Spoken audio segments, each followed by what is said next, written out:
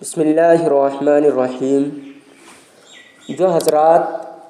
آپ صلی اللہ علیہ وسلم کی محبت کی علامت اس بات کو قرار دیتے ہیں کہ 12 ربیع الاول کو خوب ڈھول تاشے بجائے جائیں، خوب ناچ گانے کیے جائیں، وہ حضرت حکیم اختر صاحب دامت برکاتہم کی اس بات کو ذرا غور سے سنیں۔ حضرت والا اپنی کتاب عشق رسالت کا صحیح مفہوم اس میں لکھتے ہیں، آپ اپنی اسکرین پر بھی دیکھ سکتے ہیں کہ حضور صلی اللہ علیہ وسلم سے محبت کا سب سے اعلیٰ طریقہ یہ ہے کہ جس مقصد کے لیے حضور صلی اللہ علیہ وسلم پیدا ہوئے تھے، یعنی بندوں کو اللہ کی مرضی پر چلانے کے لیے، ہمارے نفس نالائق کو مٹانے کے لیے، اعمال کی اصلاح کے لیے، اس پر عمل کر کے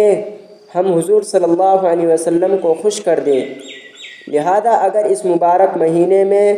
محبت کا حق ادا کرنا ہے تو جنہوں نے داڑیاں نہیں رکھی وہ داڑیاں رکھ لیں، جن کے پائجامے ٹخنے کے نیچے ہیں، اور وہ بخاری شریف کی حدیث ما اسفل من الکعبین من الازار فی النار کے اس وعید کے مستحق ہیں، وہ اپنے ٹخنوں کو کھول لیں، 5 وقت کی نمازوں کا ارادہ کر لیں، بیویوں کی اگر پٹائی کر رہے ہیں تو اس سے توبہ کر لیں، غرض جتنے ظلم ہے سب سے باز آ جائیں تو سمجھ لو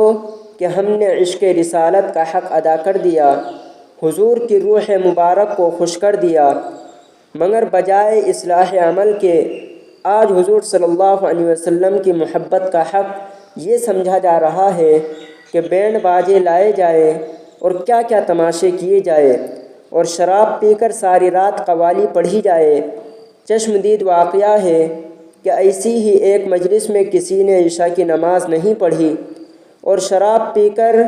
رات بھر قوالی کرتے رہے۔